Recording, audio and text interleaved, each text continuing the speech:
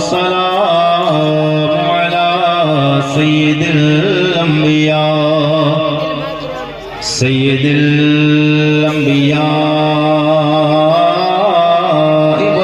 والمرسلين أما بعد فأعوذ بالله السميع العليم من الشيطان الرجيم بسم الله الرحمن الرحيم